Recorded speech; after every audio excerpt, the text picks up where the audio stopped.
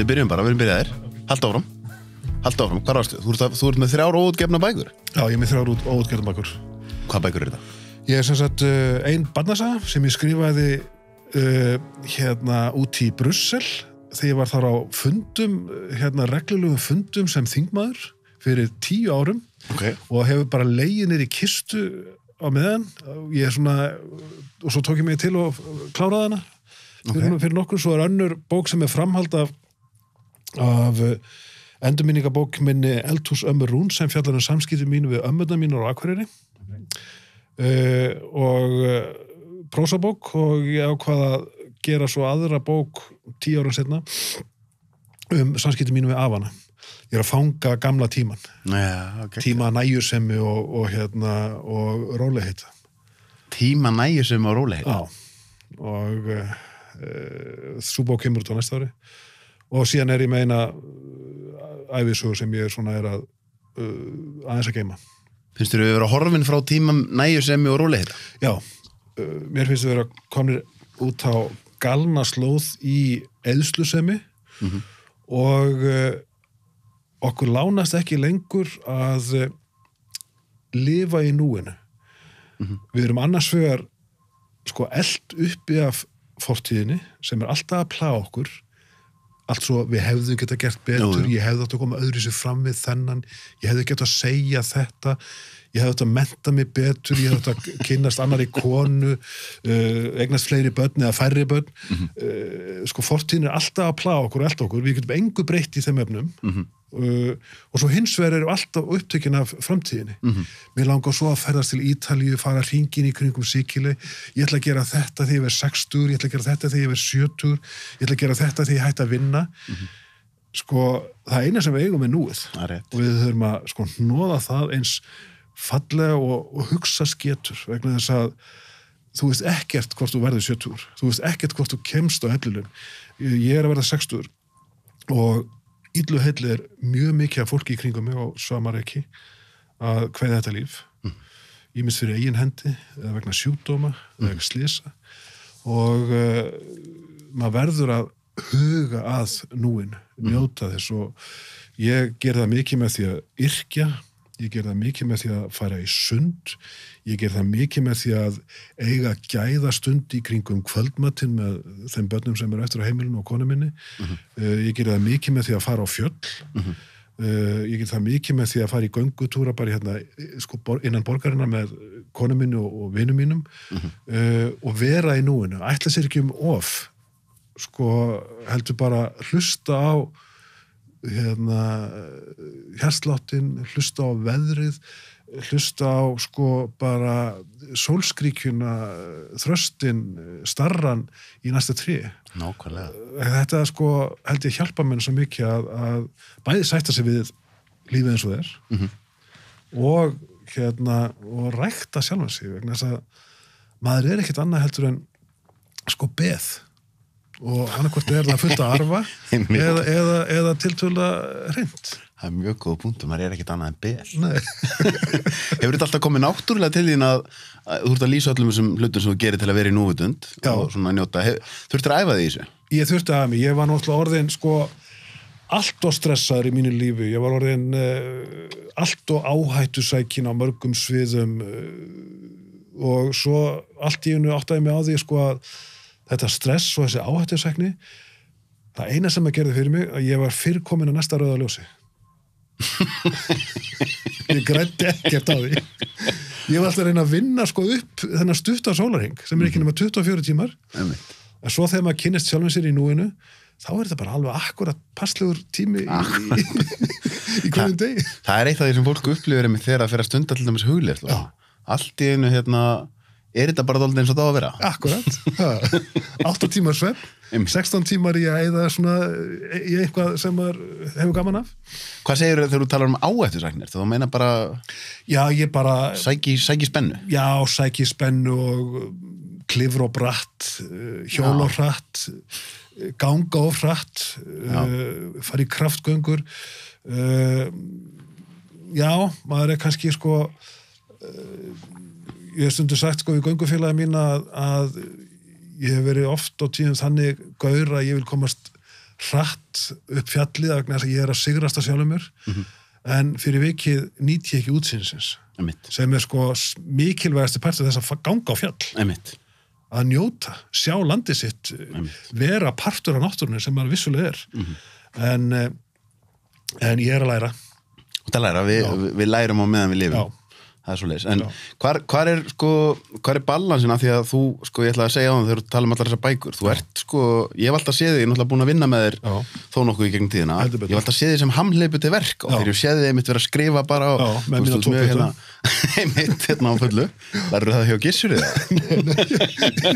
ég bara var í vitlu sem ekki gaggó og lærði ekki við velritum og ég ætla að spyrja þig, sko, Ég ætla að spyrja þig, sko, hvað liggur þessi lín á milli þér sem þetta, að vera í núinu og ætla sér ekki of, en að sama skapi getur maður alveg verið mjög duglegur, sko, í því sem maður er að gera og getur það ekki mitt farið saman að ef maður er temprar sig meira kannski svona fyrir utan vinnutíma, þá er maður jafnvel afkasta meira á meðan maður er að vinna, af því maður er þá bara í því og einhver öðru, sko. Sko, mér hefur læst að sko nýta tíman. Og hvað á ég við með því það er að velja sér gæðastundir og ég til dæmis sko áttaði mig á því ég held að það hefði verið í kringum 40 það áttaði mig á því að ég var alltaf að flýta mér og ég var kannski að bjóða konu út að borða eða ég var kannski að bjóða henni í nudd sem að gera nú ekkert á hverjum degi og maður kom alltaf á seint í nuddið maður kom alltaf á seint í kvöldmatinn maður stækkaði aldrei stundina af því að sko gæðastundir, við vitum alveg hvað það er gæðastundir eru þegar maður líður hvað best og af hverju maður að minnka þær með einhverju stressi koma á seint í kvöldmatinn, koma á seint í nuddið koma á seint í allar þessar gæðastundir maður á að reyna að stækka þær og þess vegna sko hef ég passað mig á því að reyna að hafa tímann sveigjanlegan þegar ég finna ég er í stuði til að skrifa þá gefið mér bara alveg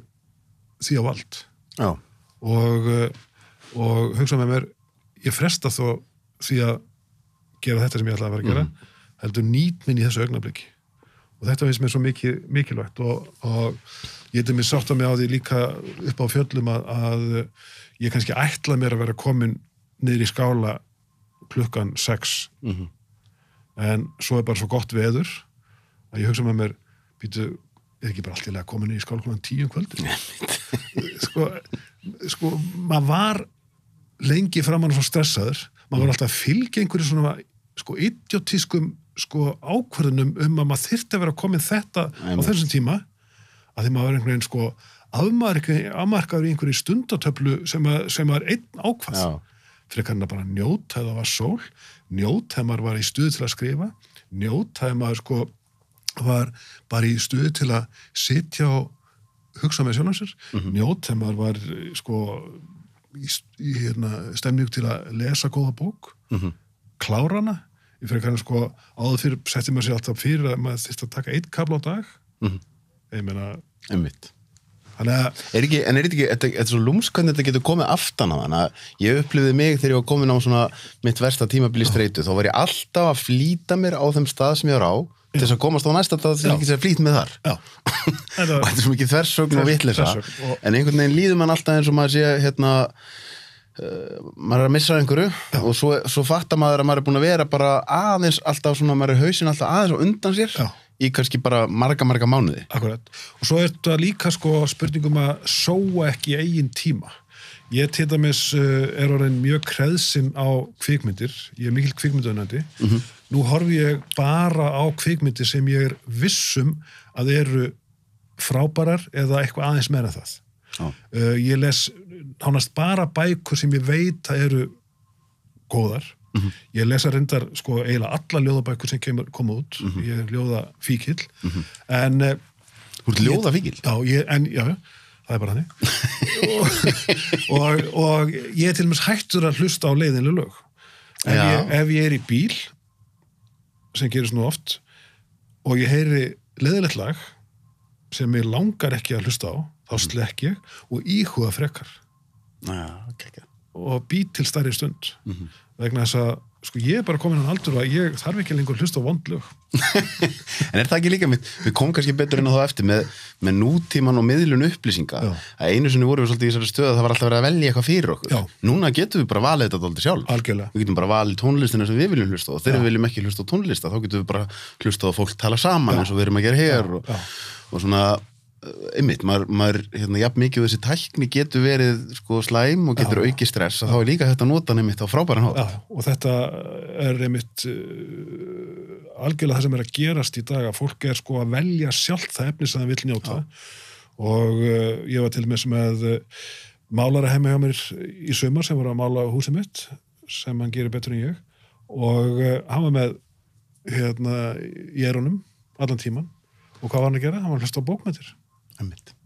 Og þannig var hann að stækka sína stund í vinnunni. Einmitt.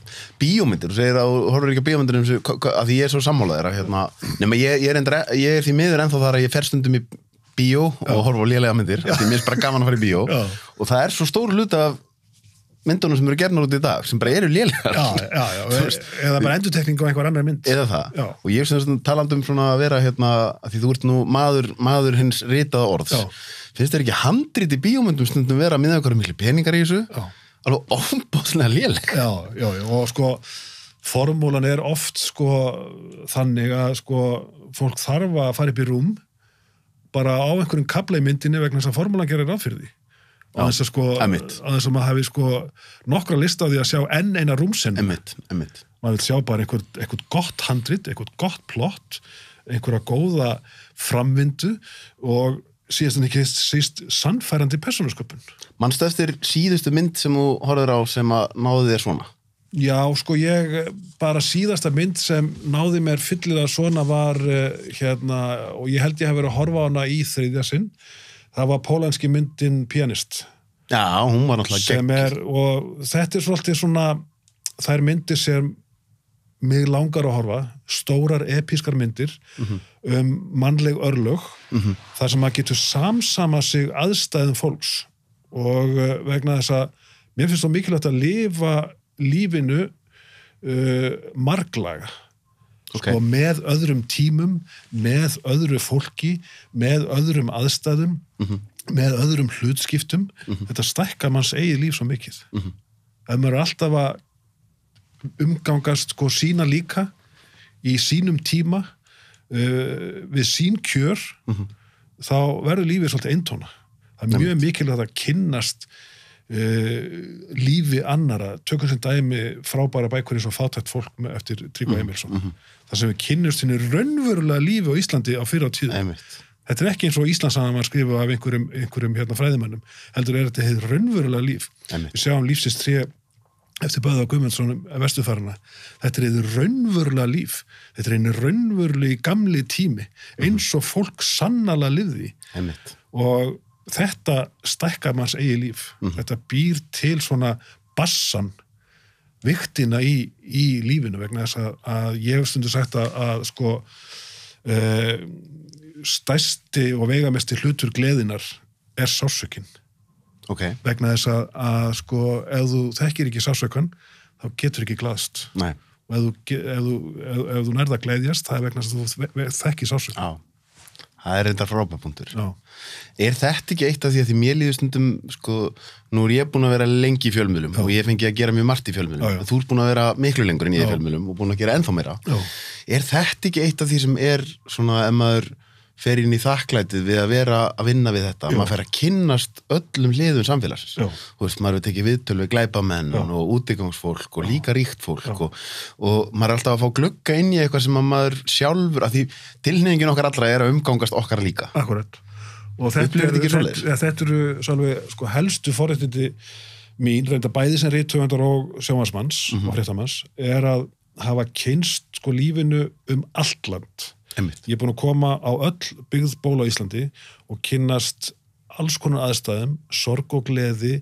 þjáningu og töfrum sko stærstu augnablika í lífi fólks.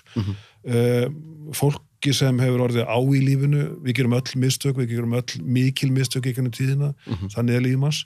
Við eigum líka okkar sigur augnablík og þessari breidd hefur maður kynnst mjög djúpt og það er óbóðslega mikil forréttindi að eiga allt þetta litróf af minningum og ég fann það til dæmis þegar ég fór á þing 2009 þá kynntist ég fullt af frábæru fólki sem var samtíða mér á þingi, fólk sem hafði allavega skoðanir og ég kynntist mjög vel. Það hafði kannski ekki þessa þekkingu á samfélaginu eins og ég hafði notið í mínu fyrra starfi sem fjölmiðlamaður að hafa farið inn á sko endalaus frystihús, elliheimili, skóla, alls konar fyrirtæki, komið að vofveflugum atburðum eins og sjálfsvígum, eldsvoðum, bílslysum, kynst sko samfélaginu eins og er í raun og veru. Og þetta eru forréttindi sem maður fær aldrei fullþakka fyrir. Nei. Og eins líka ferðast sko til yfir 50 þjóðlanda í held ég öllum heimsálum nema Suðurskautslandinu sem ég var eftir að koma til. Ég var reynd að skrifa bók ævisögum konu sem fór þangað og Vilborg Örnu, þannig ég fór þangað með pennanum. Þú skrifaði söguna hennar? Já, ég skrifaði pennanum. Alveg rétt. En sko að koma til sko Suður-Ameríku, koma sko fara öll Bandaríkin sko og Afríku, margoft, Asíu, kynnast hinu raunverulega lífi sko hringinn í kringum þessa jarðarkúlu, það eru gríðarlega forréttindi og kynnast einmitt þessum aðstæðum.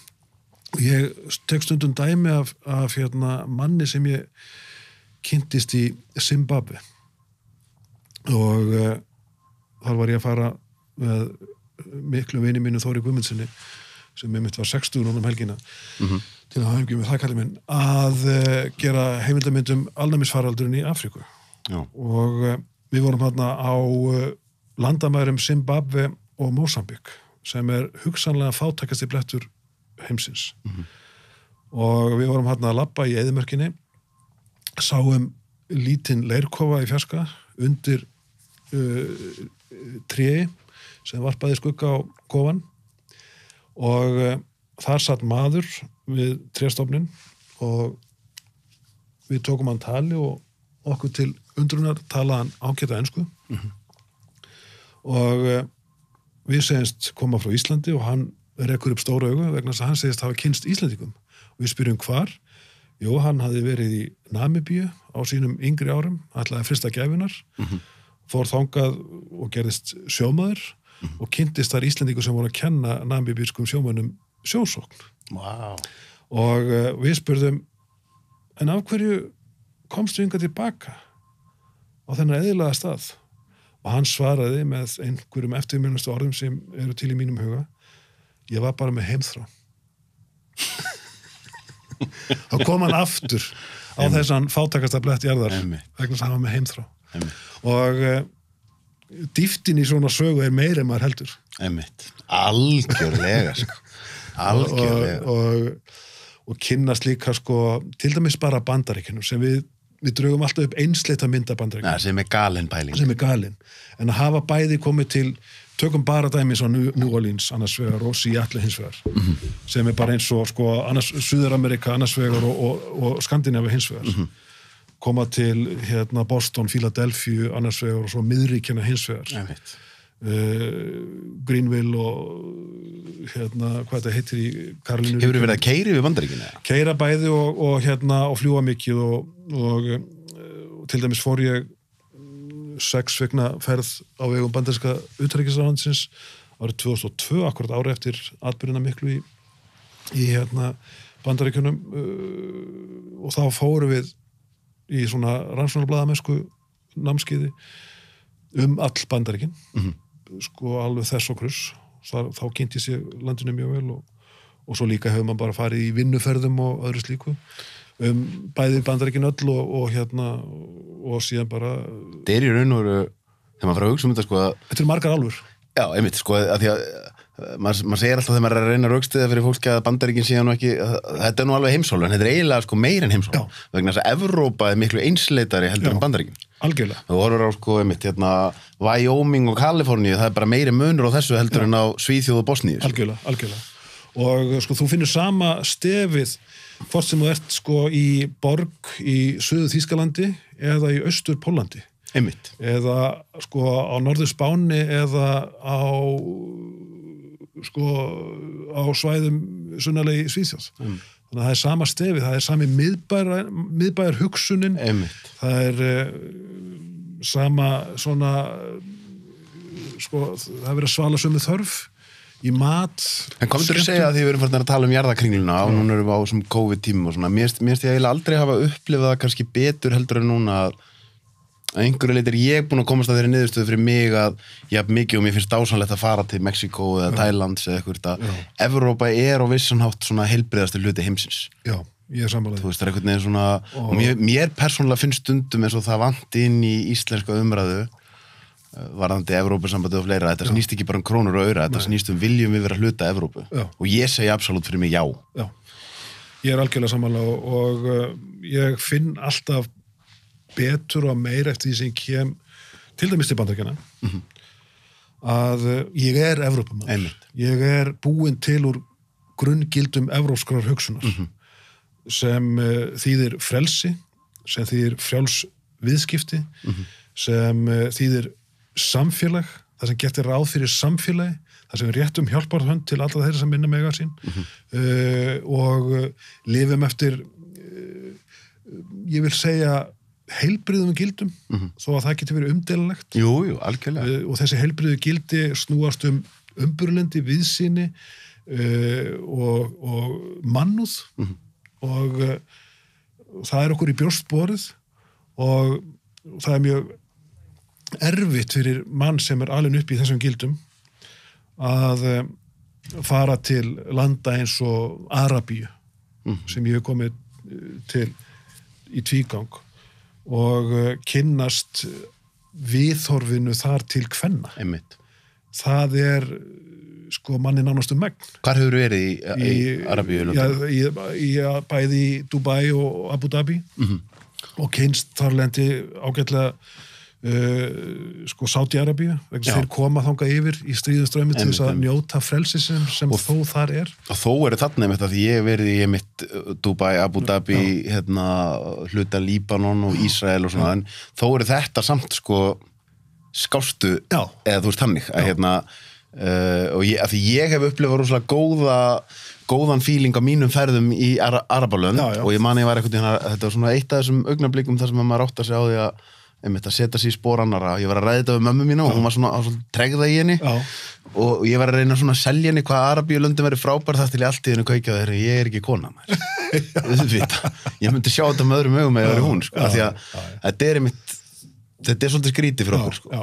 Og svo hefum við kynst líka, sko, að því við erum að tala um konur að, sko, illu helli hefum við kynst, sko, afstöðunni til kvenna á sumum svæðum, eins og til dæmis í Afríku, þar sem er hort á konur sem bara verkfæri, hort á konur sem sjálfsagðan hluti þess að nauðga.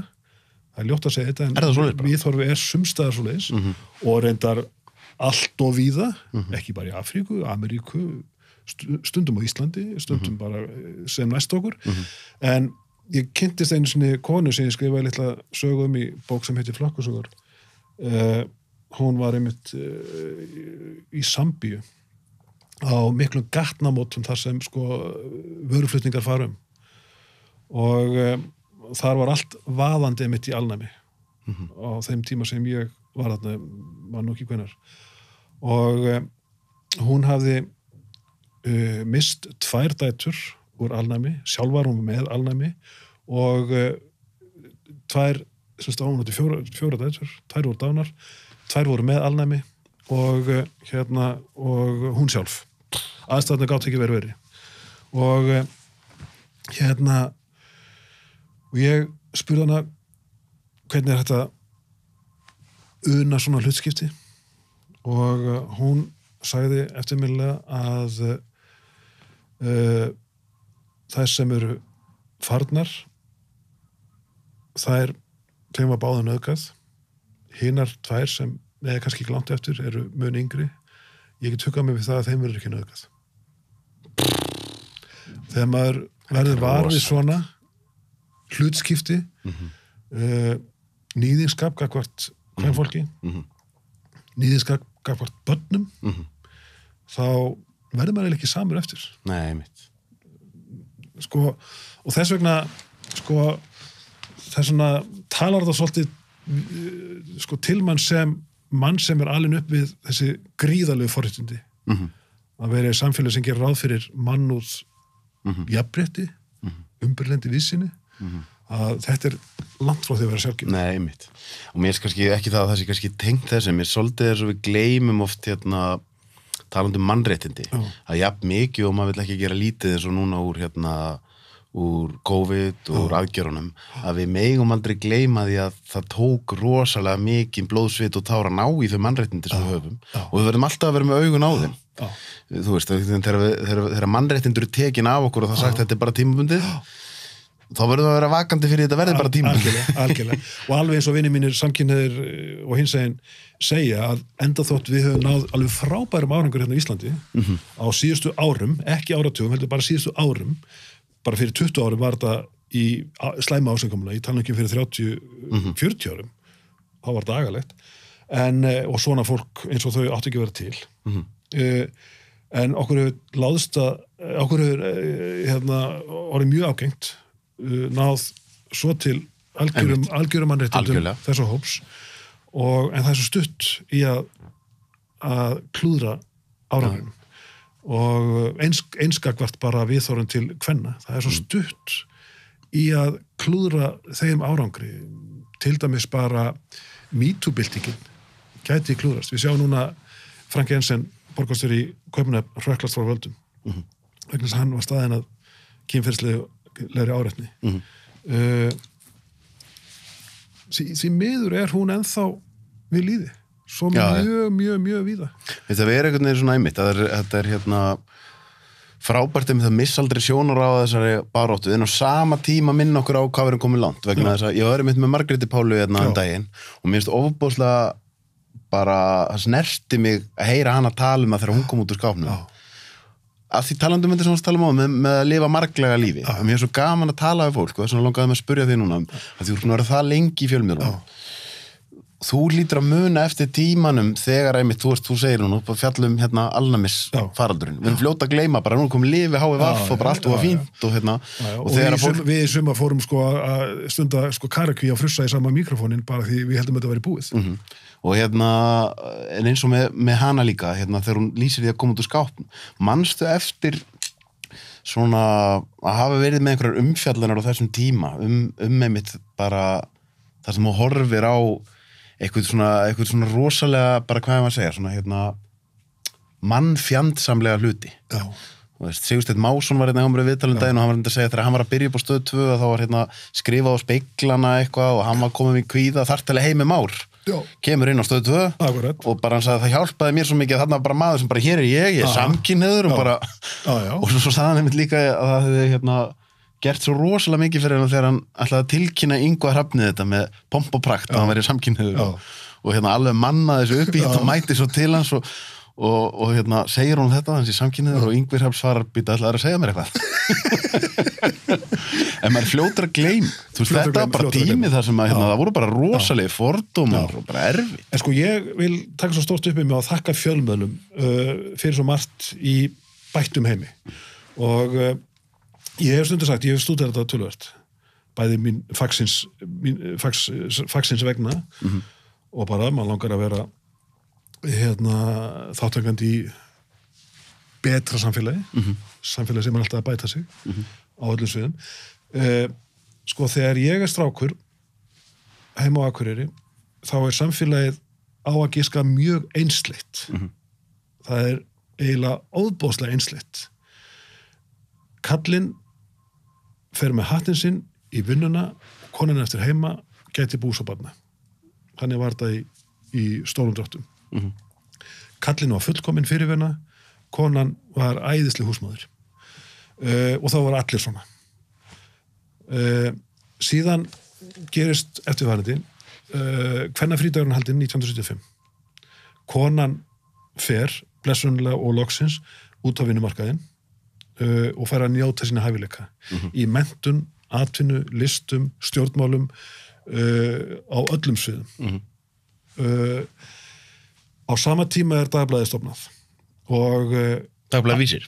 Nei, Dagblaðið. Dagblaðið? Já, sem sagt klofnaði frá Vísi. Okay. Jónas Kristjánsson og fleiri góðir menn. Stofnuðu Dagblaðið og alvöru blaðamennska í rauninni byrjar á Íslandi sem verður ennþá betri með til dæmis stofnun Helgapóstsins og aðhaldsöm rannsóknarblaðamennska verður til. Og við byrjum að gera hvað? Jú, við byrjum að afhjúpa samfélagið. Við förum að sýna samfélagið eins og í raun og veru. Á þessum tíma, milli 1975 og 1985, átti ekki að vera til neinn hommi. Það var ekki til neinn lesbía. Það var engin þunglindur. Það hafði ekkert sjálfsvíg verið frammi. Það var engin fyllibita til á Íslandi. Það var engin dagdrykkjumaður. Samfélagið var frábært og það var fullkomið. En algjörlega einsleitt. Og síðan ég tók viðtal við Hilmar Helgason, einn af horfísmönnum S.O.A. Sem byrjaði með afvötnaðarferðir sínar á Freeport í kringum 1980. Þarna samtökið 78 stofnu, 78. Hörður Torfason náttúrulega frumherji á því sviði. Hilmar Helgason frumherji á sviði afvötnunar sem var stórkostlegt vandamál vegna þess að sko fylliríunum á Íslandi á þann tíma fylgdi gríðalegt heimilisofbeldi en það var allt þaggað niður. Heimilisofbeldi var ekki til. Það hegðuðu sér allir vel með víni sko á yfirborðinu. Þetta allt afhjúpað með fjölmiðlun áranna milli 75 og 85 og ég man eftir því þegar ég tók fyrsta viðtal við Hilmar Helgason sem var tilbúin að koma í viðtal, fyrsta fyllibittan á Íslandi, Alkin sem var tilbúin að koma í viðtal og hann sagði við mig Sigmundur Ernir ástæðan fyrir ég kemur í viðtal það að ég vinn hjá sjálfum mér. Ef ég inni hjá öðrum var ég með sparkað samstundis fyrir að koma opinberað fram sem fyllibitt. Hann drakk á hvernig og dó alltaf ungur þannig að og síðasta tabúið það ekki fyrir kannski núna bara nýlega þar sem að þunglindir orðið eðlilegu partur af umræðinu og sjálfsvíks umræð orðin eðlileg af því að þetta partur af samfélaginu. Á sama tíma og þetta að gerast erum við að viðurkenna að við erum öll mismunandi. Í 10 ár hef ég og kona mín verið með þætti og RÚV sem heita Með okkar augum. Það sem við veitum fólki með þroskahöllum aðgang að samfélaginu. Sýnum hæfileika þessa fólks, sýnum hvað það hefur til brunns að bera, sýnum glæsilega styrkleika þeirra í menntun, listum, íþróttum, stjórnmálum þess vegna, heimspekilegum vangaveltum, í frábærum viðtölum sem það tekur við allavega fólk og það sem hefur gerst á þessum tíma að við höfum viðurkennt breiddina í samfélaginu.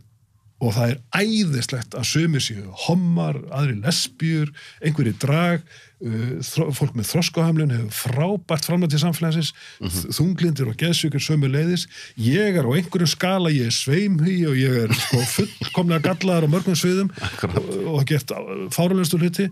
Þannig að við erum öll sko svo ólík hvert öðrum og mér finnst svo frábært þegar að samfélagi gerir ráð fyrir öllum þessum litum samfélagsins og það gerir okkur svo heillandi og merkilegt og dásanlegt samfélag og það með ólíkindum að sko horfa til þess tíma þegar maður var að byrja í blaðamennsku 1981 þegar ég kom úr Menntaskólanum á Akureyri staðráðin í að byrja í blaðamennsku að bara 2 árum áður eða 3 þá vorum við að taka til sýningar Hlaupvídd 6 eftir Sigurð Heitin Pálsson í leikfélagi Menntaskólans á Akureyri og við fengum mann sunnan Reykjavík til að leikstýra verkinu og það var spursmál þá hvort að ætti að hleypa þeim manni inn í skólan af skólayfirvöldum. Þetta var Hörður Torfason leikstjóri.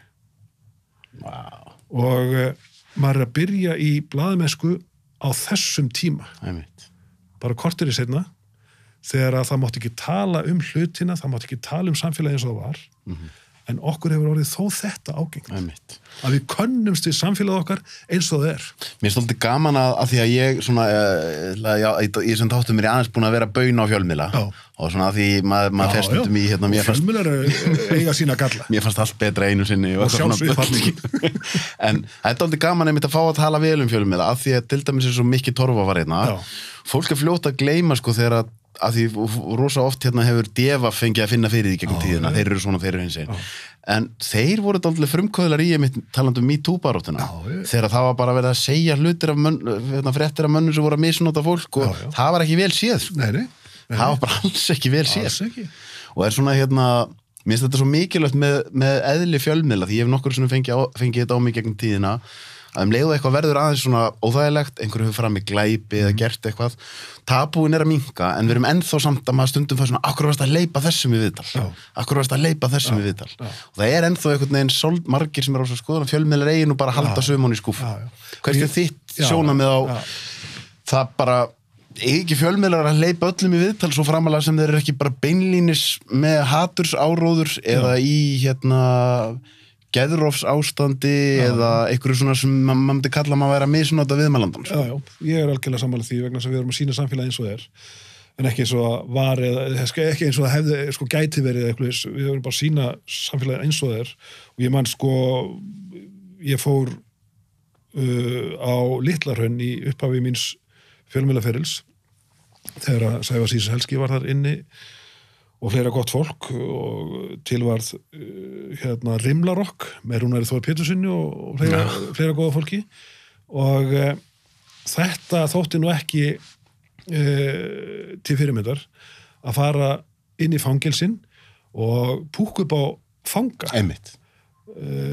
Meinta djöfusins morðingja og illmenni sögðu margir hverju þá en sko fangar eru bara manneskur og okkur verður öllum á í lífinu við höfum að gefa öllum annan séns það er svona sko, þriðja séns og fjórða séns og fimmta séns og sjötta séns að því við viljum að aðrir komið þannig fram við okkur sjálf og að hverju eiga fangar að vera skör neðar en aðrir það er ennþá svona hérna það er kannski svona, að því við erum ennþá um þetta, það er alltaf svo, við erum einhvern veginn svo oft hérna, svo auðvelt að sjá hlutina eftir á en kannski munum við einhvern tíma að fara dýbrin í þá umræða að horfa á bara, vá, við höfum í alvörinni meðhöndla að fanga svona. Já, einmitt. Þú veist, að því að meina, er ekki tilgangurinn með því að fólk fer í fangelsa þá að reyna að koma því betra út, sko. Já. Og sem betur fyrir finnst manni nú eins og sé mjög margt gott að gerast í fangelsmálum á Íslandi, sko. Ég er á vona það. Búið að vera að gerast á síðustu árum, sko. Og eins gagvart, sko, til dæmis nefni bara hópinn þroskahamlaðir. Ég nefni bara hópinn þroskahamlaðir sem sko voru svo gott sem lokaðirinn á fávita hæli bak við rimla sko fyrir ekki nema kannski 40 árum og ég man á Akureyri þegar að hérna fyrstu svona sænsku félagsfræðingarnir og sálfræðingarnir komu frá Skandinavíu úr sínu námi og byrjuðu að opna þessar dyr upp að gátt hleypa fólki með þroskahamlun út á götur og þá var hringt af góðum og gegnum heldri manna frúm á Akureyri og kvarta yfir því að það veri verið að sýna þessa sólborgara á Ráðhústorginu á Akureyri ætti ekkert með það að vera að sýna þetta fólk, það væri ekki til svona fólk á Akureyri og þetta er ekkert bundið þetta er ekkert bundið, þetta er svona í kringu 1975 og kannski fram til 80 og eftir það hugsanlega en sko samfélag átti bara að vera einslegt og fullkomið og æðislegt og það átti enginn að vera öðru sin aðrir Eitt sem ég svona kveikja á núna bara meðan við erum að spjalla þetta, ekki það að það sé ekki sambærilegt, en einn hópur sem ég verið að velta svolítið fyrir mig, munum við einhvern tímann í framtíðinu horfa, það eru börn og unglingar.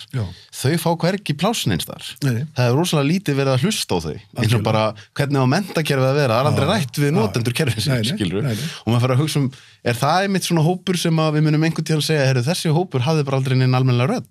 Nei, það er alveg rétt. Ég hef mikið verið að velta þessu fyrir mér, sko, að því börn eru miklu klárari þegar COVID-tímabilið tímabilið var núna og það fyrir að tala hérna unga fólki, svo ábyrgðalaust unga fólki, en það var aldrei neitt fulltrúi unga fólki sem fekk að tjá sig, sko. Það er bara þið eru svona svolítið slæm og þið eru að skemma og þið eru svona, svo það var talað þetta eins og þetta verið bara svona einn hópur af fólki og allir verið eins.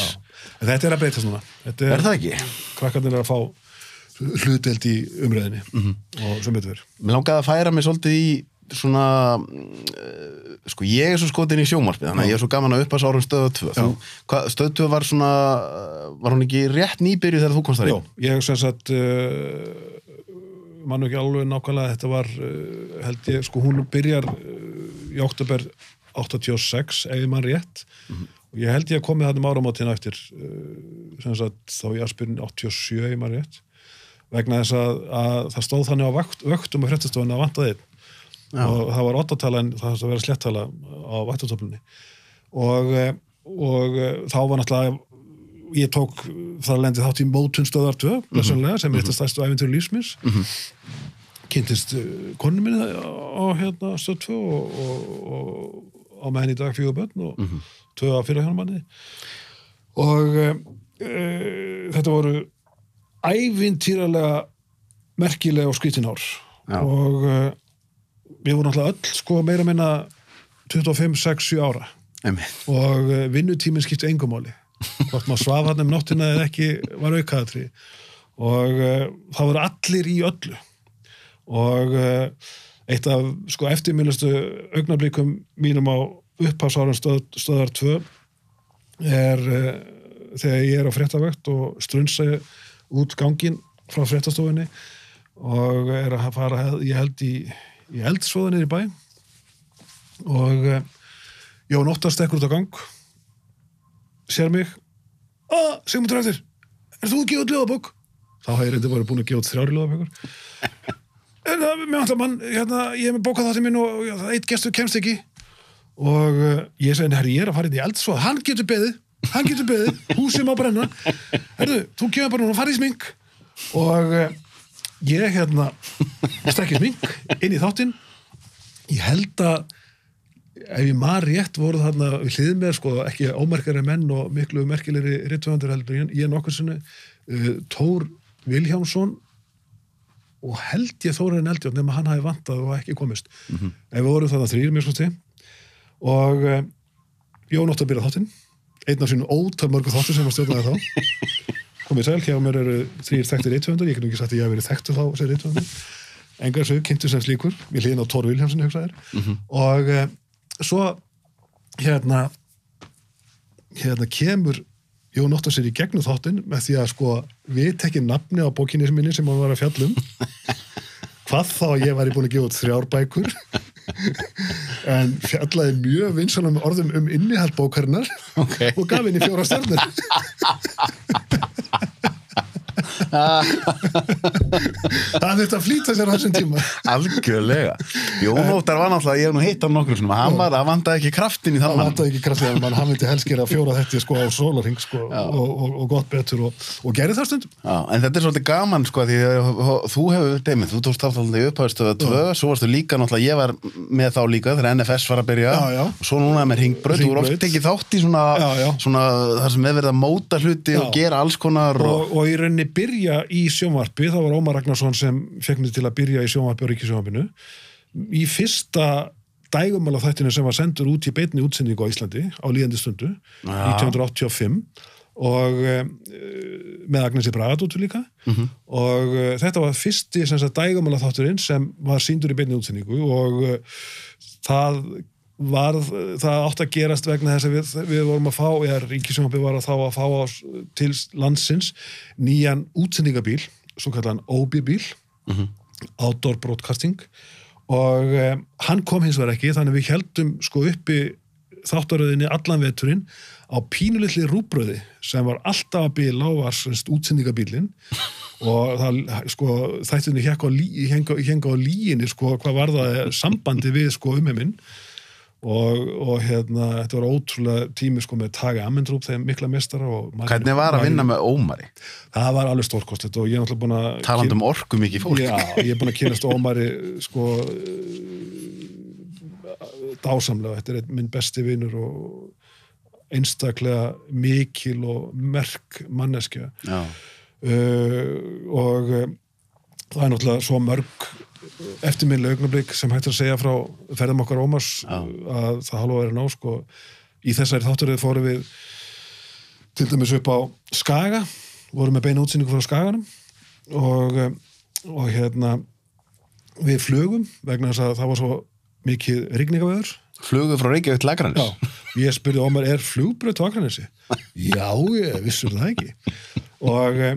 En það var komið svo mikil örbleita, hann sá fram á það að þegar hann komnir fyrir Hvalfjarðarminnið sem sko feykt okkur til og frá í brjáluðu vassveðri, að hann sá þá að sko gamla flugbrautin sem rétt fyrir norðan Akranessbæinn var orðin of blaut, þannig að ég var fenginn til þess að meðan hann flaug og sveimaði yfir Innesi sem aðeins sko austan við Akranessbæinn, það hvað hann hafa heimild til að lenda á túninu og ég var fengið til þess að henda út misjafnlega þungum steinum sem voru fyrir aftans rættið mitt til að sjá hvað þau sikkju djúpt í túnið. Nei, hættu nú.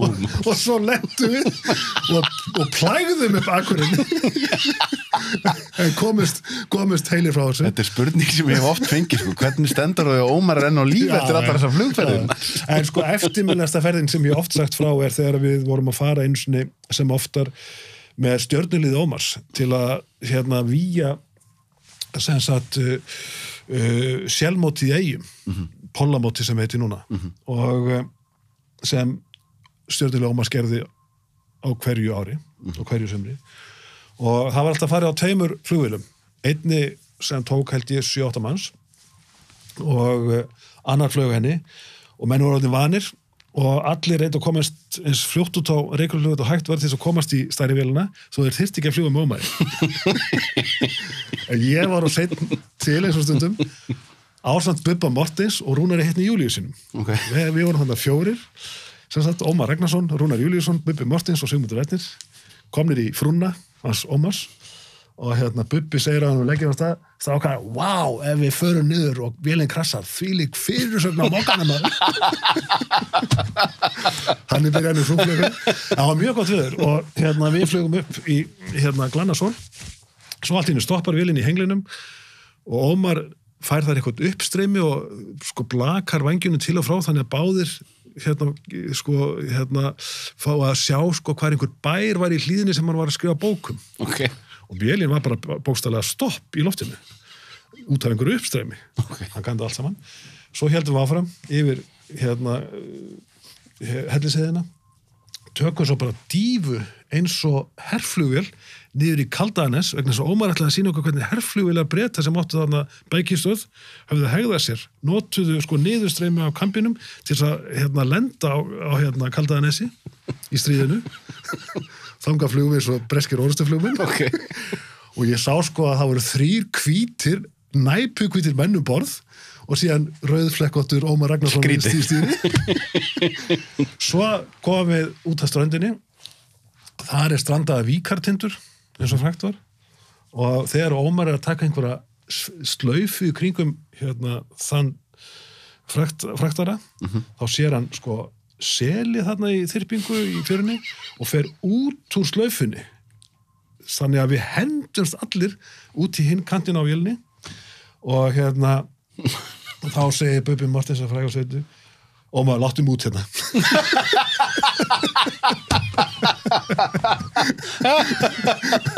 svo fljúum við til Vestmanna og aftur stoppar vélinn í loftinu og það er vingsað til vinstri og til hægri til að sýna báðum hlýðum í vélinni hvar Keiko eiga að vera í Klettsvíkinni okay. og þar höngum við bara í lausu lofti svo fer vélinn aftur á stað og við förum í átt að Sæfelli og Rúnar Júl segir Ómar þurfum við ekki að lenda í hina áttina og nei, Ómar segir ég ætla að sýna ykkur hvernig ég get lendið svo þyrla veðrið æðislegt núna ekta við þessu lendið svo þyrla og hann finnur ykkur uppstreymi við Sæfelli og vélinn bara svona hnígur niður bara eins og þyrla og leggst niður bara á flugbrutina okay. og þá segir Rúnar Júlíusson þessa fræga setningu, vá maður, ég held þessi dauði fyrir lífstíð. Þetta var bara svona hefðbundin flug með Ómar Ragnarsson. Þetta hefur maður heyrt. Því líkort, þegar hann var að mynda öll eldgósin bara aðleitn á vélinni með kamerunum úti. Ómar Ragnarsson snillingur á öllu sviðum. Já, og talandi með mitt svona ákveðna þjóðagersemi, það sem að liggur eftir þennan mann. Sko. Hann 50 landvætturinn, ég stundu svo. Já, það er svolítið svoleið. Sko. Og svo hann náttúrulega bara með allir sína dynti, borðar helst bara barnamat og drekku Coca-Cola og einhverju sinni voru að fljúga til Egilsstaða og það allt í einu fyrir vélina að missa flug við upptýpinga sem einnig frægast fyrir það að skjálfa reglulega og hann lendir á einhverjum fjallvegi, hleypur út í vélinni á bak við stein og næst sér það í kók.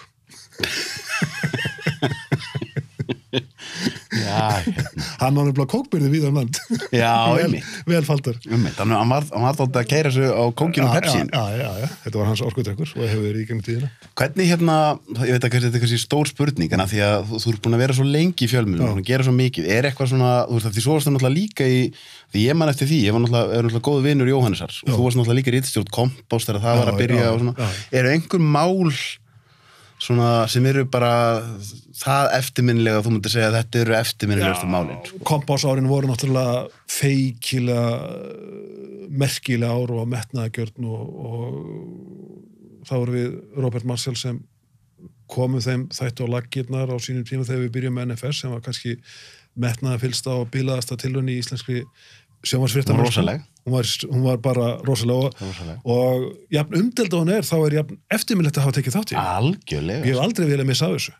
Og eins og Róbert sagði hérna á mér að það er ofboðslega mikið af fólki sem byrjaði sinn fjölmiðlaferil þarna sem er núna að vinna í fjölmiðlum. Þetta var útungunastöð. Og ég meina við þurftum helst heila þjóðina allan daginn til að vera sem viðmælendur.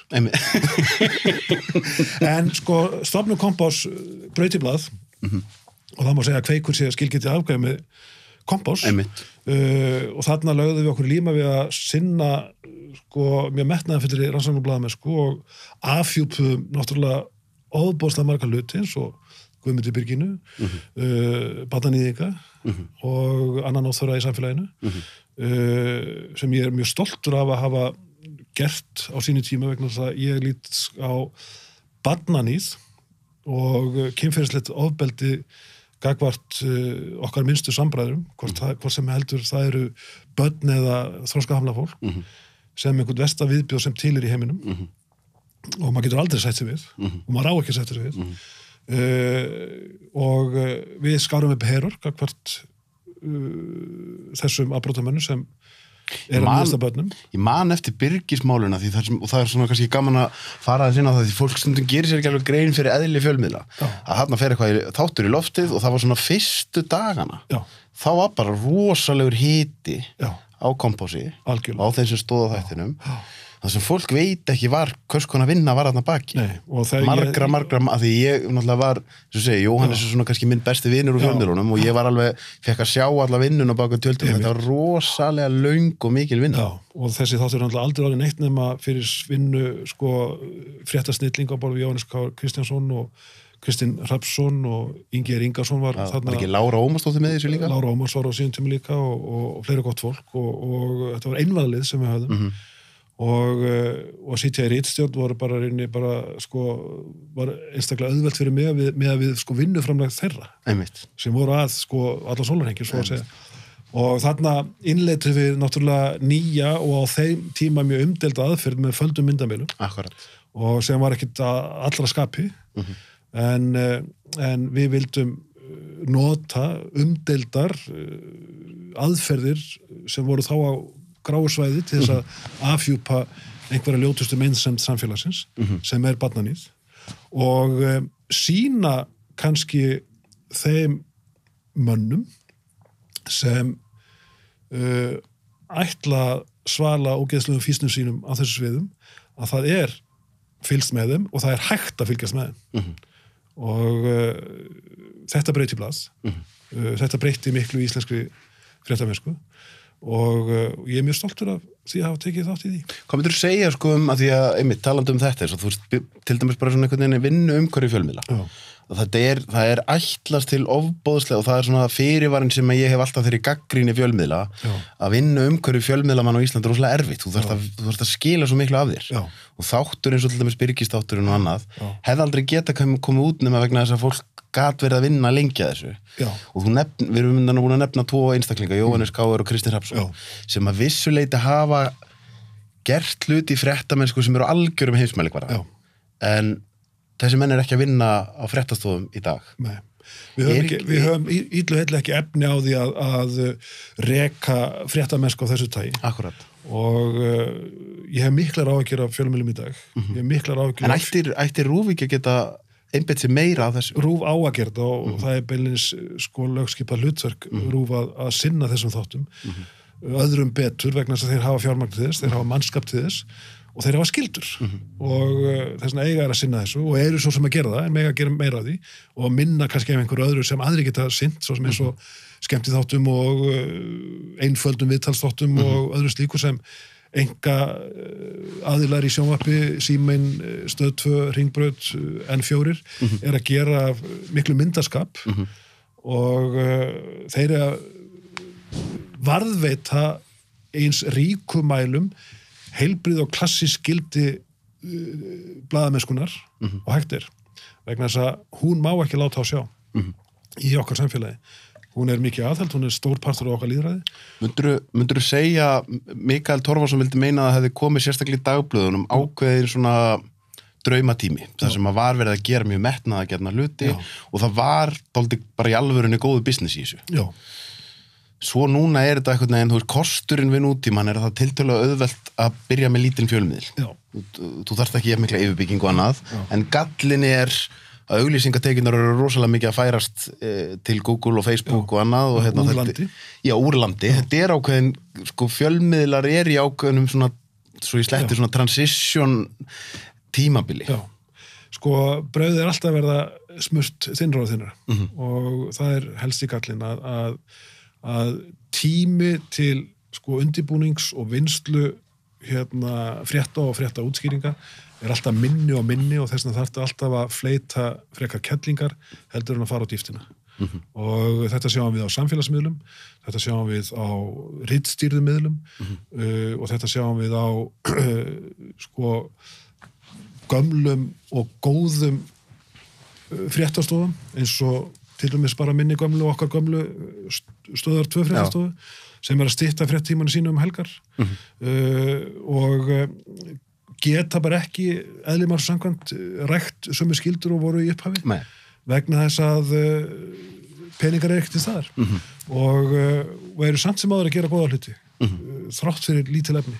Mér finnst þér bara aðdáðanvert sko hvað til dæmis fréttastofa stöðar 2 er að gera í fréttaefnum, hvað Hringbraut er að gera í fréttaumræðu, hvað N4 er að gera sömuleiðis í fréttaumræðu, hvað Síminn er að gera í leiknu efni og svo framvegis, þannig að sko Já, og litlu miðlarnir og reytir svo Stundin og Kjarnin vissulega og mikið einmitt, það er alveg, og það er flott sko, það er verið að vinna það er nefnilega sannarlega verið að vinna vel miðað við efni sko. Já, langt umfram fjárhagsskipti. Algjörlega. Þannig að það er, en sko svo er bara stóra spurningin, hvert verður úthaldið í þessum efnum hvað getur við rekið einkarekna fjölmiðla lengi á tapi með tapi ætla ég að segja verður það í 1 ári viðbót 2 ár, 10 ár ég óttast að þetta eftir að þynnast enn meira út. Ég myndi kannski segja fyrir mig að mér finnst þess að séu allir að gera sitt allra besta og það er rosalega mikið góðu fólki á fjölmiðlunum.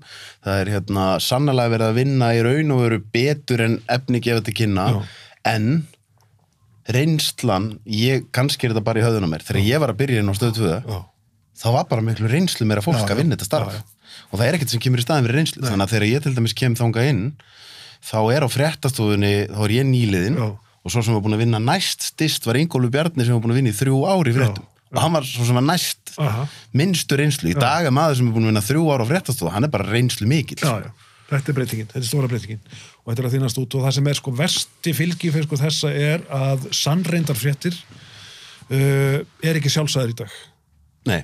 Og það er eiginlega versti fylgi fyrir sko þessara sko sko útþyngunar á fjölmiðlun í dag að ritstýrðar fréttir, sannreyndar fréttir ekki endilega það sem í boði í fjölmiðlum í dag.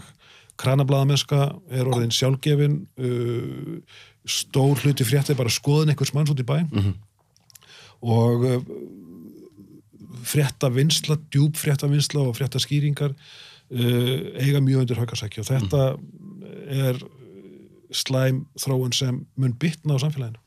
En ekki ef maður tækir síðan hinpólinn að þá unga fólkið ég sé bara eins og eldri strákinina systemina sem 13 ára unga fólkið að verða miklu færari að ná sér í upplýsingar heldur en við vorum vissulega.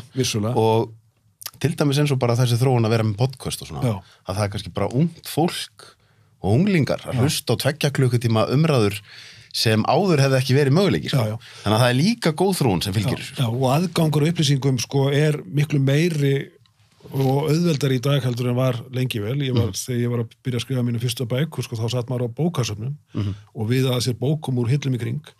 Í dag sitja mér heima hjá sér og Google hefur svör á reiðum höndum hvað allt varðar. Hvort sem heldur það hæðin á Kollóttudingju eða fæðingardagur John Lennon. Við gleymum því stundum hvað þetta mikil bylting. Þetta algjör bylting og þetta ekki bara bylting fyrir rithöfund og fjölmiðlamenn. Þetta bylting fyrir alla stéttir. Vinur minn Bifvélavirkinn, hann með tölvuna upp á húti bílsins og googlar vandan og efst lausnin, besta lausnin, svo sem við duga fyrir flesta. Þannig að þetta á við allar atvinnugreinar landsins, hvort sem það bókhald, blaðamennska eða Bifvélavirkjun. Þannig að þetta stóra byltingin, upplýsingabyltingin sem góði parturinn af samfélagsmiðlunum. Slæmi parturinn hins vegar ósannreyndar fréttir, falsfréttir og hagsmunalýi sem óþrifnaður í lobbyismannum sem viðgengst út allan heim. En ég sé það einmitt á mínu börnum hvað mikinn og greiðan aðgang að upplýsingum í dag sem blessunlega hægt að sannreyna og Google og vissunátt Google og Facebook ábyrga ritstjórnir að því leyti að þeir reyna að hreinsa eins og þeir geta út óþverran. Gallinn samt myndi ég segja á móti við það að það komið svona svo rosa, þá komið svo mikil vald til örfára einstaklinga sem að ritstýra því hvað má fara inn, hvað má ekki fara inn og þá alltaf þessi spurning, getum að gefa sér að þessir aðeilar séu hlutlausir. Já, og það á færi eins manns eða fárra manna ákveða hvaða skoðanir eru æskilegar og hvaða skoðanir eru óæskilegar. Akkurat. Ég elska lýðræðislegt samfélag, ég elska umræðu fólks sem hefur ólíka skoðanir, vegna sem hún svo dýnamísk. Ég elska vini mína sjálfstæðismenn og vinstri græna sem eiga klárlega hafa mismöndi skoðanir, vegna þess að það býr til svo ríkulegt og djúpt samtal. Ég fyrirlít umræðu sem gerir ráð fyrir einsleitri umræðu sem gerir ráð fyrir að ein skoðun sé öðrum aðri og ein skoðun sé rétt og aðra séu rangar vegna þess að dýnamíkin í umræðinni, dýnamíkin í debattnum, hún verður svo sönn og eðlileg ef menn skiptast á mismunandi skoðun. Þá kannski breyti ég skoðun vegna þess að ég finn að það eru aðra skoðanir sem eru kannski dýpri, breiðari, sannferðuri heldur en mín skoðun var og þannig getur maður sjálfur eigum að segja skánað í skoðunum vegna þess að maður heyrir dýftin í öðrum og ég man þegar ég var að byrja á þingi og hrósaði framsóknarmönnum og sjálfstæðismönnum sem þá var í stjórnarandstöðu fyrir uppbyggilegt framlag til samfélagsins sem þá þurfti svo sannarlega á því að halda að framkæmu góðar hugmyndir í atvinnumálum og öðru slíku til þess að rétta samfélagi af. Þá var ég tekin út í horn af ónefndum þingmann og svört ætla þú að vera í þeirra leiði okkar leiði. Einmitt. Af því maður mátti ekki hrósa skoðunum annarra. Allra sér skoðunum sem náttúrulega galið. Gjörsamlega galið. Já, og það kannski ástæðan fyrir því að entist ekki pólitík. Ég ætlaði að segja, er ekki svolítið skrítið að vera í pólitík? Það skrítið. Og ég stundum sagt að ég var í vinnu í mjög merkilegu húsi á mjög merkilegum árum í merkilegum kafla í lífi þjóðarinnar, lífi lýðræðisins, í ómerkilegum bransa. Ég held að ég skila rosalega vel ef fólk endist ekki í þessu. Ég hef bara ekki í mér að gera lítið úr skoðanum annarra. mér finnst það svo auðurlegt að setja sig á þann stalla manns eigin skoðun sem merkilegur en annara. Það er óbúslega miskilningur. Sko, Kári Stefánsson var hérna hjá mér og hann var svolítið að tala, við ræddum aðeins kulnun og þetta og hann sagði, sko, ég held að gerist eitthvað hjá mörgum, mér samt hvort það gerist sko upp úr 30 eða rétt upp úr 40, þú glata draumnum og það bara hættir að vera gaman að vakna á morgnana. Það er rosalega stór hluti af kulnun og ég að vissuleyti mjög sammála þessu. Sko þegar ég horfa á þig, þá einhvern veginn upplifi ég eins og þú náir alltaf endun í ástríðuna. Sko, þú veist, eins og þetta vera núna á þínum aldri komin inn á Hringbraut og þú nánast hérna þegar það verið að byrja þar, ég veit ekki, kannski er það ekki eins og nánast, varst að sópa gólfin, sko. Einhvern veginn bara svona að nenna að vera aftur komin í bara, heyrðu, back to basics, við erum að starta einhverju hérna, það bara ég þarf að vera með 4 þætti á viku og skilur. Hvaðan kemur drifkrafturinn? Drifkrafturinn kemur bara held ég úr ódreipandi áhuga á samfélaginu, ódreipandi áhuga á fólki, ódreipandi áhuga á sko fjölbreytninni í samfélaginu og held ég líka hugsjón og baráttu fyrir því að gefa öllum möguleika í samfélaginu. Fátæku fólki, þroskahamlegu fólki, þunglindu fólki, transfólki, fólki utan landi, fólki í Reykjavík, innflytjendum, stækka samfélagið, breyka samfélagið. Það gerum við með sterkri fjölmiðlum, það gerum við með réttlátri pólitík, það gerum við með heilbrigðri og sanngjarnri stjórnsýslu. Ég hef tekið þátt í öllu þessu og bæði á þingi í fjölmiðlum og sem rithöfundur og til dæmis skrifa ég bók uppeldi fjölfallara dóttur minnar, okkar samskipti og ég leyfði mér að skrifa hana sem sko fordómafullur faðir, ekki sem fullkominn faðir, heldur sem gallaði faðir, sem var lítill í sér, fullur af fordómum, óttaðist lækna, óttaðist lyf. Ég skrifa hann sem slíkur og ég var sko gagnrýndur fyrir það, hafi ekki skrifað hann eins og félagsfræðingur en feður ekkert endilega félagsfræðingar, feður ekkert endilega fullkomnir, feður eru gallaðir og við erum öll gölluð, við gerum öll mistök og mér langar svolítið að skrifa þá einstöku sögu sem ófullkominn maður, sem maður er. Einmitt, en ég ætla að segja, fékkst ekki líka þá mjög mikið að góðum viðbröðum? Óbúslega góðum viðbröðum. Vegna þess að einhvers staðar innstinni held ég að við þráum það mjög mikið að fólk opni á veikleikana sína og einmitt viðurkenni og tala nú ekki með það þekkt fólk. Því þá, hann er líka að glíma við þetta maður. Þess vegna hefur þetta náði öllu fram í öllum mínum viðtölum. Núna er sko mannamálsþættir mínir að verða 200 bara í þar næstu viku og það hefur allt fólk fram að færa sigra og ósigra og af hverju ættu ósigrarnir að vera eitthvað ómerkilega heldur en sigrarnir. Einmitt. Og mér finnst alveg jafn sjálfsagt að tala um ósigrana eins og sigrana. Þeir eru alveg jafn stóri partar af manni. Einmitt. Og enn og aftur segi ég, mér finnst bara svo mikilvægt að sýna manneskjur eins og þeir eru í raun og sann og sýna samfélagið eins og þeir eru í raun og sann. Það er fyrst og fremst hlutverk mitt sem fjölmiðlamanns og rithöfundar. Rithöfundurinn, kom aðeins nú það, við byrjuðum svolítið á bókunum. Þú búin að skrifa yfir 20 bækur? Já, man ekki alveg hvað margar, 22-23 ár. Sannlega 10 ljóðabækur pluss og síðan ferðasögur og Finnst þið gaman að skrifa? Já, ég skrifa alltaf. Ég er alltaf með svona, litla bækur. Minnst þess að ég man ekki frá því ég kynntist þér, ég man aldrei eftir að vera með allavega eina bók á kantinum. Já. og bara hef alveg ótrúlega gaman að skrifa. Ég skrifaði mínu fyrstu smásögu 9 ára gamall og þá held ég að tenningum hafi verið kastað og svo kom fyrsta ljóðabókin út, ég var 19 ára gamall hjá Víkurblaðinu Húsavík, þá var ég mestskilengur á Akureyri og Víkurblaðið ætlaði sér stóru hluti í bókaútgáfu, Arnar Björnsson vinur minn og Jóhannes Sigurjónsson, ritstjóri þess góða blaðs, en bækurnar eru nokkið fleiri hjá þeim. Kannski vegna slælir á sölu þessara fyrstu ljóðabókur, ég man alltaf þegar ég gaf Sigmundi afa á nafna mínum í þessa bók Kringumstæður, fyrstu ljóðabókinu mína. Og hann flettinni og sagði þetta finnst mér nú heldur illa að fara með pappír. Það var fyrsta bókagagnrýni síðan. Glerharður gamli maður. Hún var beitt.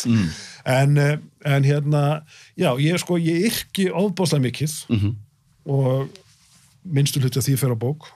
Ég er alltaf að yrkja og Svo erum við að skrifa ævisögur. svo búin að skrifa margar ævisögur og af alls konar fólki. Já, ég hef skrifað 3 Já. og mér finnst ofbóðslega að það er eitthvað ég myndi ekki vilja vera í fullri vinnu við þetta alltaf, en mér finnst ofbóðslega gaman að fá að taka áhugaverðan einstakling og dýfa mér inn í líf hans og einhvern veginn ekki þú hefur skrifað ævisögur rosalega áhugavert fólk, hefur ekki lært rosalega mikið af því að fá sögur þessa fólks. Alveg ofbóðslega og þetta er aukið svona dýftina mín í lífi og mér finnst svo gaman að skrifa sko aðstæður fólks, mismunandi aðstæður fólks og svona fylla upp í þær eyður. Ég nefni sem dæmi bók sem ég gaf út það herrans ár 2008 og seldist gríðaði vel, var næst mest selda bók á eftir Arnaldi það árið og þessi bók fjallaði Magnu sem íslensk alþýðukona misti 3 sína barna og ólst upp í prentsmiðju innan Halldór Laxness og Ragnarins Mára. Mjög merkileg alþýðusaga og af hverju skrifaði hana? Jú, mér fannst hún svo mikilvægur partur af þessum tíma Íslandssögunnar. Kvennasaga, uppeldissaga, alþýðleg saga af hlutskipti íslensks alþýðufólks og verkafólks og ein lítil sena í bókinni var að ég held að afinnar í Reykjavík hafi sinnt öllum störfum sem hann fékk vegna þess að það voru forréttindi þá að hafa vinnu og menn voru sko umsvöðlast reknir heim af kæjanum ef þeir voru fyrir og höfðu ekki vinnu.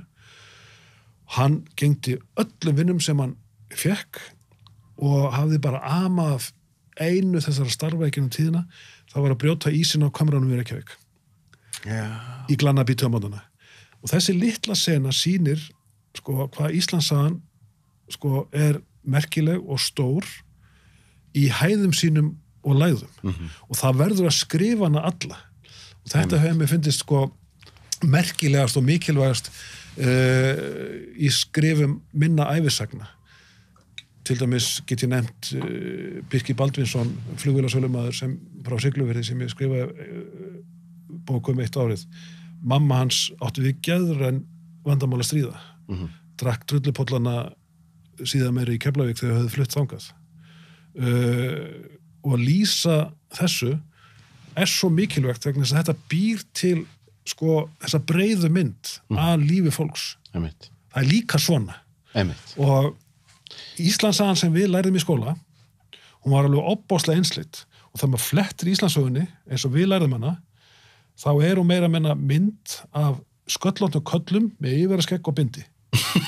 Þannig er ekki Íslandssagan. Íslandssagan er ekki saga af köllum með bindi. Íslandssagan er saga af fólki sem býr við sárafátækt, glæsilega sigra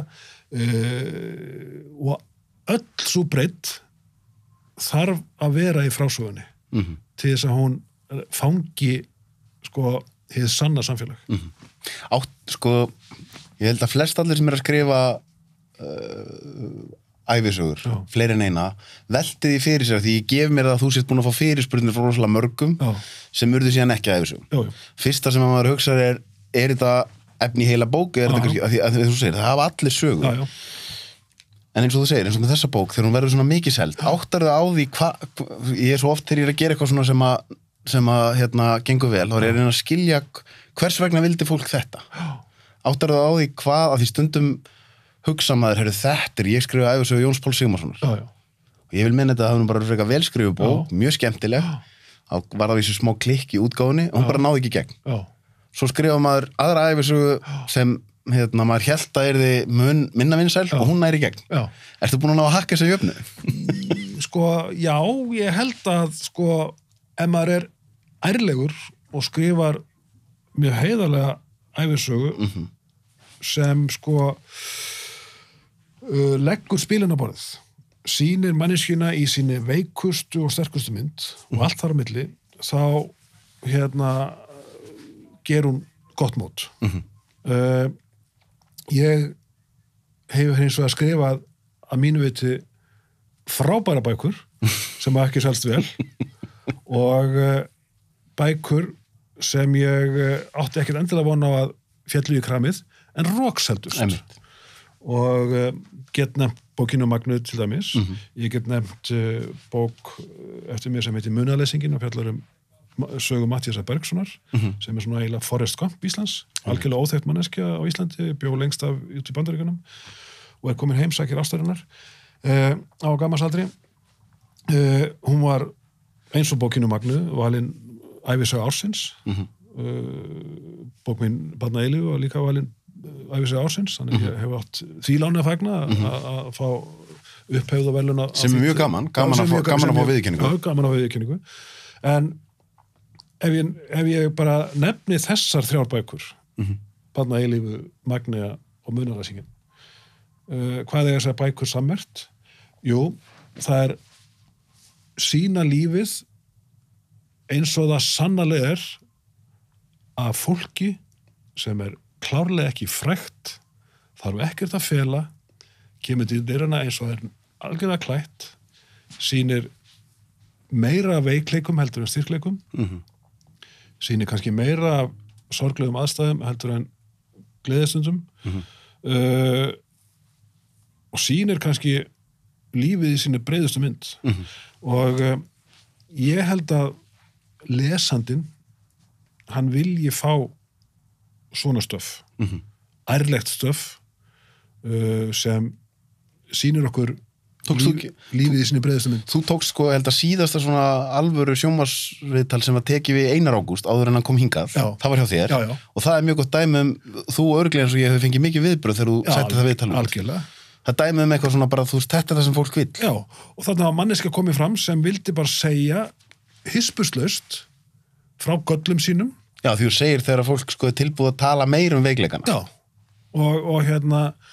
og við skulum bara hafa það á hreinu að sko veikleikarnir, erfiðleikarnir eru oft áhugaverðar efni heldur en sældardagarnir og skilnaðurinn meira efni heldur en brúðkaupið.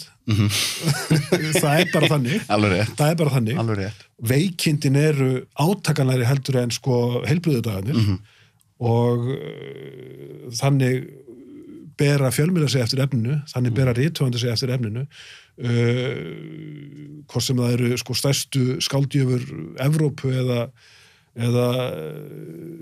einfaldir rithöfundar eins og ég, að þá bera menn sem eftir dramanu fremur en hinu og reyfarinn þarf að hafa glæp og glæpur ekki það góða. Lestu mikið sjálfur? Ég les mjög mikið sjálfur og öll ljóð og ljóðabækur sem ég kemst í mikið af ævisögum og svo bara held ég upp á mitt fólk mína vini, ég á náttúrulega mjög marga vini í rithöfundastétt og ber mig mjög eftir þeirra efni og svo les ég líka mjög mikið af sko sagnfræði vegna þess að ég vil hafa sagnfræðina, náttúrufræðina sko mjög á hreinu þegar ég er að skrifa mínar eigin bækur og það mjög góð grunnur að ævisögum og endurminningabókum og bara sögum yfirleitt að virða söguna.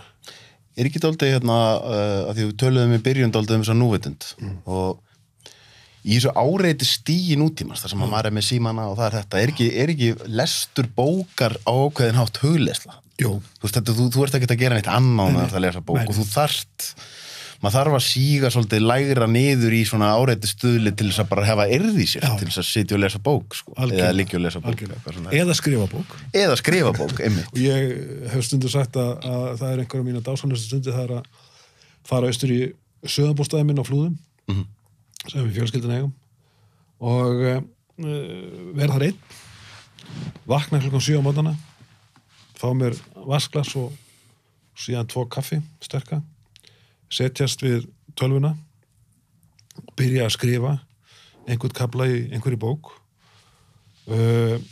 og standa svo upp að manni finnst 2 tíma seinna og þá er bara klukkutími liðin að því tíminn sko núið með sjálfumanni á nokkurs áreitis það verður svo stort og þessar stækkuðu stundir sem að stækkar sko með sinni einn ákvörðun með því að útiloka áreiti, með því að útiloka síman eða tölvupóst eða jável bara annað fólk. Hvaða rútínustu með þegar þú skrifar? Þegar ég hef verið að mér finnst mjög gaman að fara út á land en mér hefur líka fundist gott að fara til útlanda og besta rútínan mín þegar ég hef verið að skrifa hefur verið þegar því ég eins og þú, ég kaffemaður og vaknaði og fæði mér einn sterkan kaffibotla og byrja á að fara út og fá dagsbirtu og labba, taka 30-40 minna göngutúr, svo sest ég niður tek 2-3 tíma, svo fyrir aftur út og labba.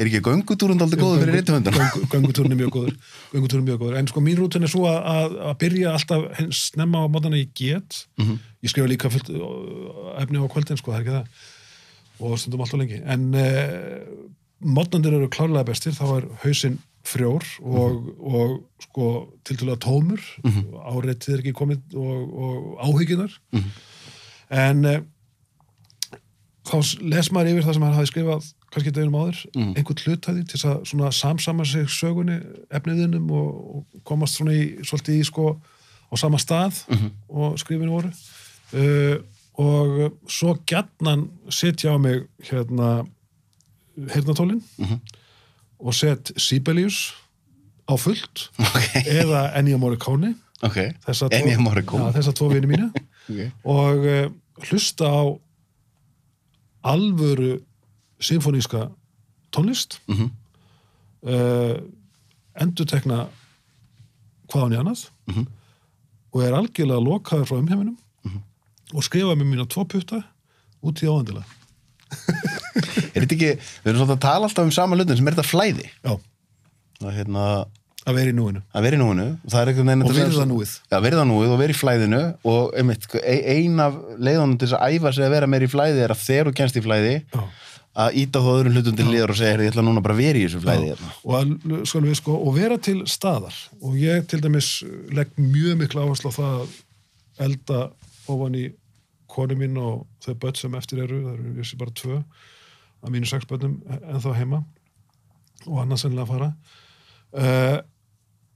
og vera til staðar í kvöldmatnum, tala saman, borða saman, horfa á matinn, hlusta á matinn, tyggja matinn, en vera ekki í símanum leið að maður er sitjandi til borðs með sínum nánustu. Vera ekki annar staðar. Og eins til dæmis þegar maður fyrir út að borða með konu eða í leikhús eða í nudd að gefa sér tíma í aðdragandunum, gefa sér tíma í að melta hlutin eftir og vera til staðar og virða núið.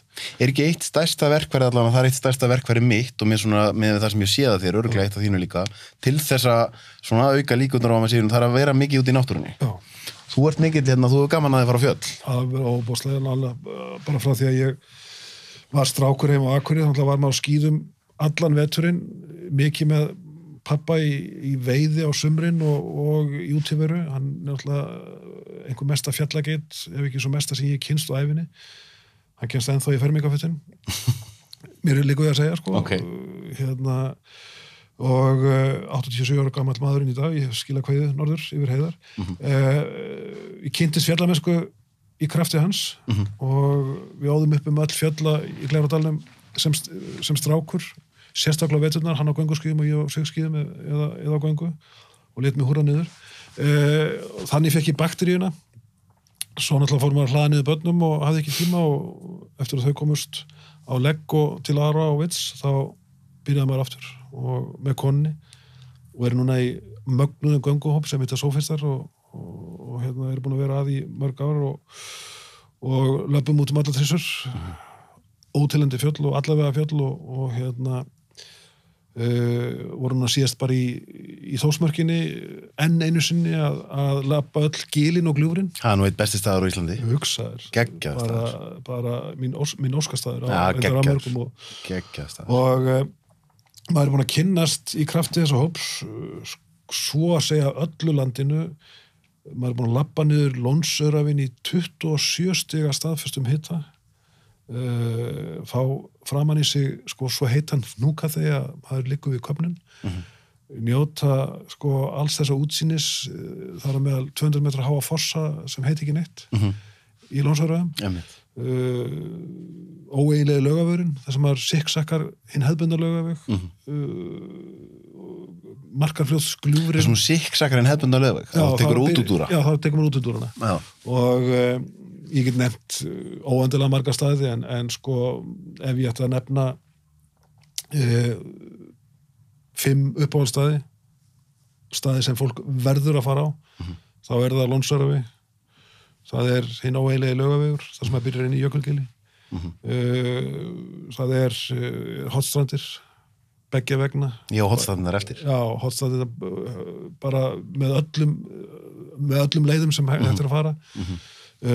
Og það Víknaslóðir, það Hvar Víknaslóður aftur? Víknaslóður sko fyrir sunnan Borgarfjarðar-Eystri, frá Seyðisfirðihrauni til Borgarfjarðar-Eystri. Já, alveg rétt. Litadýrðin sko stórkostleg, fjörður sömuleiðis, og núna í sumar fór ég sko að taka upp 6 þætti í 3. þáttaröðinni af Fjallaskóla Íslands, Glerárdalurinn, Flateyjardalurinn, Loðmundafjörður, Skriðuna þar, Nýidalur, Fimmvörðuháls, Emstur, allt dásamlegir staðir. En svo líka litlu staðirnir sem sko eru sannarlega í sjálfs ekki litlir. Ógleymanlegt til dæmis að klífa Kirkjufell með heimakonni Brynhildi Ólafsdóttur og Róberti Marshall Hannemanni, sem ekki fjall fyrir viðvaninga og ekki fjall fyrir sko aðra en staðkunnuga. Fólk meira í að mynda það heldur en að labba það upp. Maður þarf að siksakka það upp og fara réttu kleifarnar og á 3 stöðum upp með köðlum, þar sem hangir beilinst utan í fjallinu. Ekki hátt fjall, en sennilega einn eftirminnasta fjallganga sem ég á Íslandi, og Herður Breiðmetti nefna þar, drottning íslenska fjalla. Hefur farið upp á hana? Já, dásamlegu veðri sko, með hjálm, það mikilvægt að fara að þanga með hjálm og snarbratt upp kleifarnar þar og klettabeltin og ég man að þegar við fórum það síðast þá sko var held ég 12 stiga hiti niðri í vel að merkja 500 til 600 metra hæð, en þegar við komum upp var á hásumir og 2 stiga frost og bara klaki. En þetta sko Ísland sko óendanlegur leikfangur fyrir náttúruundur og ég sko alltaf meiri og meiri náttúruverndar og umhverfissinni eftir því sem árunum vindur fram og fleygir fram og umgengnum landið mér mikils virði. Ég held að það sé eitt af því sem gæti komið mjög jákvætt út úr þessu COVID-tímabili, að það fleiri og fleiri að fara í útivist. Já. Af því að líkamsræktarstöðunar eru lokaðar og fólk þarf að finna svolítið upp og nýtt hvernig það ætlar að hreyfa sig og svona. Og sko bestu skilaboð líkamans inn í hellina eru að ganga í ójöfnu, að ganga á fjöll, að ganga yfir fyrniti, vegna þess að þetta mýkir alla liði. Manninum ekki ætlað að ganga á malbiki eða steypu. Nei. Við eigum að labba í ójöfnu, við eigum að labba í þýfðu landslagi. Og það fyrir best með baki, það fyrir best með hnén, það fyrir best með allan skrokkin. Já, þetta styrkir allt litla dótið. Þetta styrkir allt litla dótið sem til samans heldur mann uppi. Og ég finn það mjög á mínu skrokki sem að verða 60 að þetta hefur hjálpað mér mjög mikið. Á lokum, bara svona, ég spyr fólk stundum að í lokin, ef þú værir að gefa ungum Sigmundi ráð, segjum að værir 18-19 ára, og að því gefna að hann myndi hlusta á ráðin, og væri komið með allar reynsluna sem þú ert með núna, hvaða ráð myndir gefa honum? Að gera ráð fyrir mótfundi og elska og virða mótvindin jafn mikið á meðvindin. Hann kemur, ekki láta þær koma á óvart, gerðu ráð fyrir honum, virtu hann í núinu alveg jafn mikið og þú virðir meðvindin í núinu, vegna þess að hann mun koma oft, þú mun vonandi læra eitthvað á honum og hann mun sennilega gera þig meira að betra manni heldur en meðvindurinn. Ég get engu við þetta bætt. Takk fyrir það. Æðislegt að fá þig í heimsókn. Takk fyrir mig. Takk.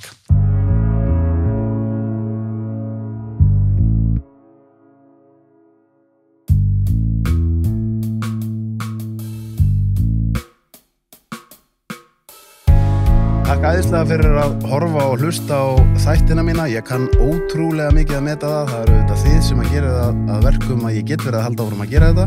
Og mig langar að biðja ykkur, það væri rosa vel þegið, að subscribe hér á YouTube rásina mína eða á Spotify eða podcast appinu.